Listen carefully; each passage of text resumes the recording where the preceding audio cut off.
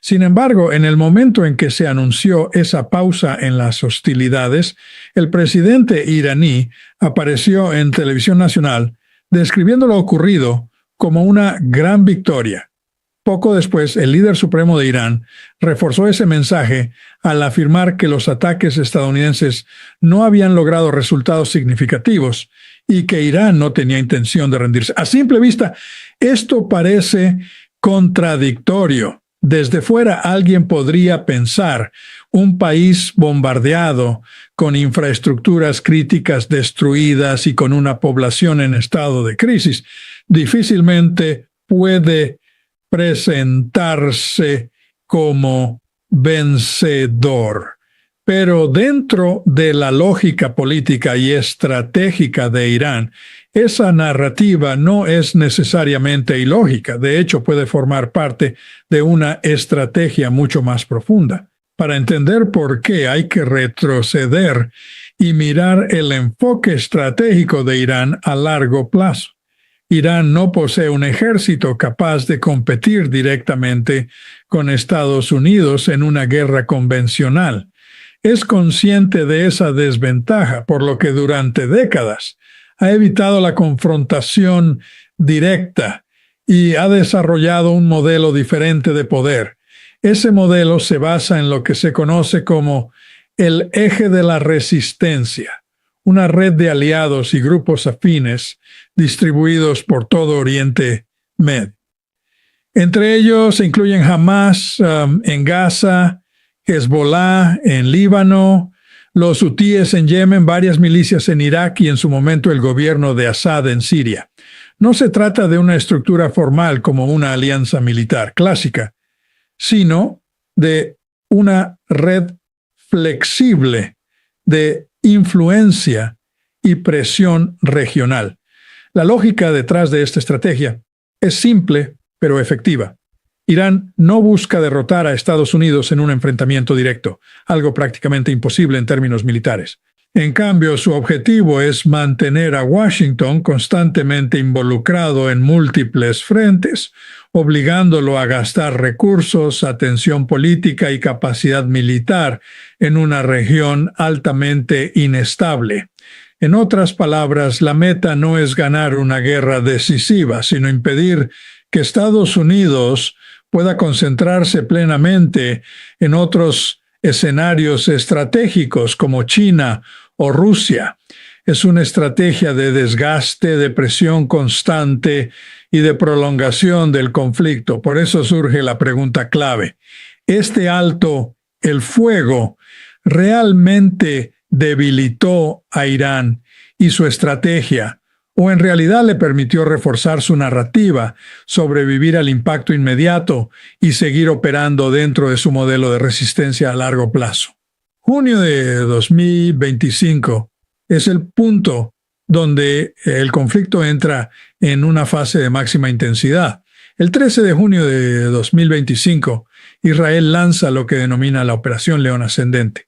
Se movilizan más de 200 aviones de combate, ejecutando cerca de 25,000 salidas en un periodo de 12 días. El objetivo es amplio y directo. Más de 100 instalaciones iraníes son atacadas, incluyendo infraestructuras nucleares, bases militares y centros estratégicos. Además, varios científicos y altos mandos son eliminados en el proceso. Desde la perspectiva israelí, se trata de una operación diseñada durante años, concebida como un golpe decisivo contra el núcleo del programa estratégico iraní. Irán responde con la Operación Promesa Verdadera 3. La escala es significativa. Alrededor de 550 misiles balísticos y cerca de 1,000 drones son lanzados contra territorio israelí en menos de 2 semanas. Sin embargo, la mayoría de estos proyectiles, aproximadamente el 90%, son interceptados por los sistemas defensivos israelíes. Aún así, el 10% restante logra atravesar las defensas y causar daños reales, impactos en una central eléctrica, una refinería en Haifa y una universidad. El coste humano en Israel asciende a 28 muertos, en su mayoría civiles, más de 3.000 heridos y alrededor de 9.000 personas desplazadas. En el caso de Irán, el impacto es considerablemente más severo. Entre 160 y 190 personas mueren a causa de los ataques israelíes.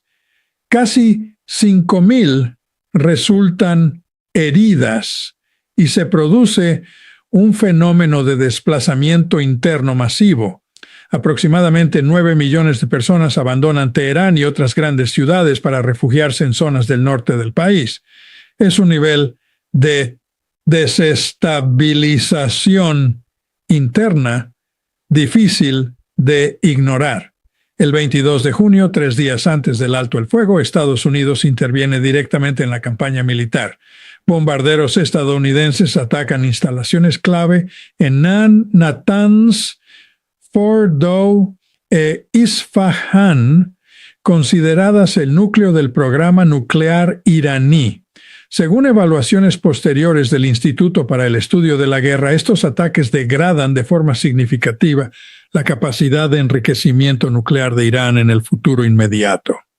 Cuando finalmente se alcanza el alto el fuego, el balance material parece inclinarse claramente. Irán ha perdido infraestructura nuclear crítica, mandos militares importantes y una parte sustancial de su arsenal de misiles balísticos, ya sea utilizado o destruido.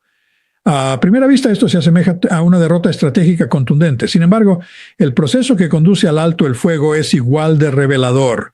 El 23 de junio, Irán lanza 14 misiles contra la base aérea de Al-Udeid en Qatar, una de las instalaciones militares estadounidenses más importantes en Oriente Medio. No se registran víctimas mortales. En respuesta, el presidente Donald Trump publica mensajes en los que describe la acción iraní como muy débil y da a entender que la situación puede encaminarse hacia un acuerdo. Esa misma noche se anuncia un alto el fuego mediado a través de Qatar. El ministro de Exteriores iraní, Abbas Araghchi, matiza inmediatamente que no existe un acuerdo formal, pero indica que Irán cesará sus ataques si Israel detiene primero sus operaciones antes de una hora específica. El resultado no es una rendición clara, sino una pausa condicionada. A la mañana siguiente, el alto el fuego ya muestra signos de fragilidad. Irán lanza nuevos misiles hacia Beersheba, mientras acusa a Israel de continuar ataques en paralelo. Israel, por su parte, considera una respuesta más amplia, pero esa escalada no llega a materializarse. Según diversos informes, el presidente estadounidense presiona directamente a Netanyahu para frenar una represalia mayor. Israel finalmente limita su respuesta a un ataque reducido contra un solo radar cerca de Teherán, muy por debajo de lo inicialmente previsto, y en ese punto el conflicto entra en una paradoja estratégica. Cada actor declara victoria. Trump afirma que todos han ganado. Netanyahu habla de una victoria histórica. El presidente iraní Masoud Pezeshkian describe el resultado como una gran victoria. El líder supremo iraní sostiene que Estados Unidos no logró nada significativo. La pregunta clave entonces no es quién disparó más, sino quién logró imponer su narrativa en el resultado final. Esto es lo que realmente debes entender. En la guerra moderna, ganar no se reduce simplemente a cuántos soldados pierdes o cuántos edificios son destruidos. Esa es una visión antigua del conflicto. En la geopolítica actual, la victoria se mide por objetivos estratégicos a largo plazo, supervivencia política y control de la narrativa. Primero, el régimen iraní sobrevivió. Y en su lógica interna, eso lo es todo. Israel y Estados Unidos entraron al conflicto con un objetivo claro: degradar de forma decisiva la capacidad nuclear de Irán y debilitar su estructura militar. Es cierto que infligieron daños significativos. Sin embargo, la República Islámica no colapsó. El liderazgo de Khamenei permaneció intacto, el gobierno siguió funcionando y el sistema político no se derrumbó. Desde una perspectiva ideológica chiita, profundamente marcada por la idea de resistencia frente a potencias superiores, sobrevivir a un ataque directo de las fuerzas militares más poderosas del mundo no es solo resistencia, es victoria estratégica.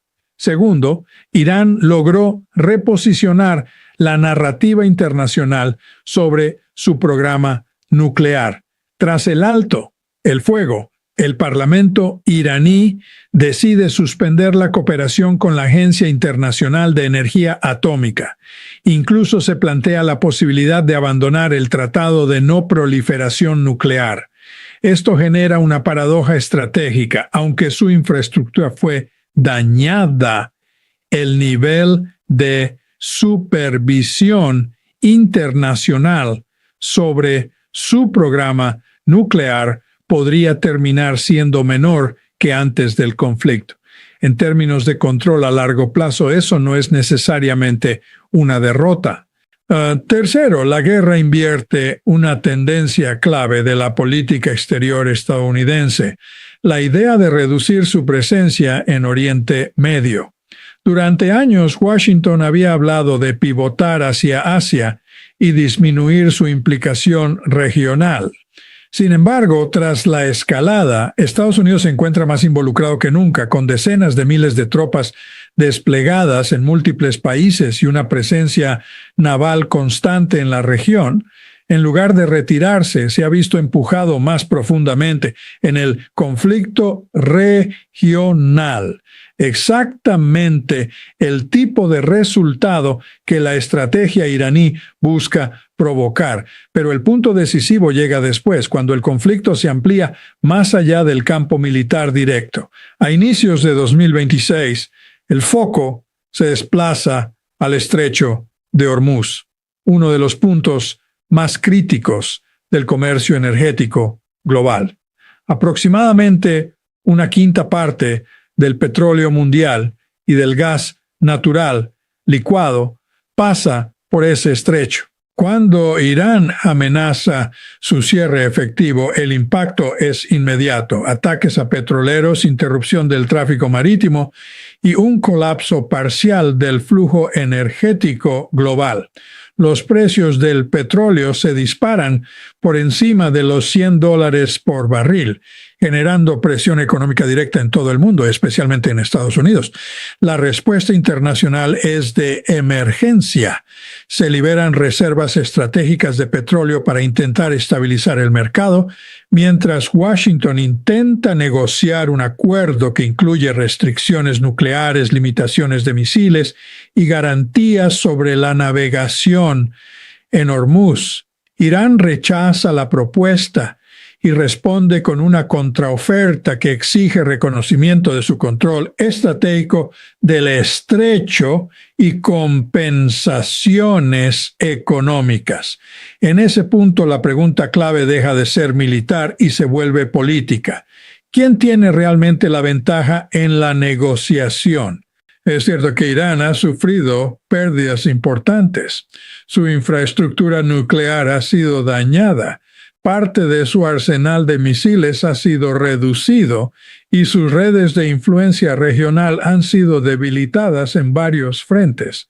Pero al mismo tiempo, Estados Unidos no ha logrado su objetivo declarado de eliminar la amenaza estratégica iraní. Irán sigue funcionando como Estado, sigue teniendo capacidad de presión regional y sobre todo mantiene influencia sobre uno de los puntos más críticos de comercio energético mundial. Estados Unidos, por su parte, se enfrenta a un escenario distinto al esperado. No ha salido de la región, sino que está más involucrado. No ha estabilizado el entorno, sino que opera en un nivel de tensión mayor y no ha reducido la presión económica global, sino que se enfrenta a un aumento directo de los precios energéticos que impacta a su propia población. Al final, la cuestión no es quién sufrió más daños tácticos, sino qué objetivos estratégicos se cumplieron. Irán buscaba sobrevivir, resistir y mantener su capacidad de influencia. Estados Unidos buscaba neutralizar una amenaza regional y reducir su implicación en Oriente Medio. El resultado, al menos en esta fase, muestra un equilibrio mucho más complejo de lo que una lectura superficial podría sugerir. La guerra no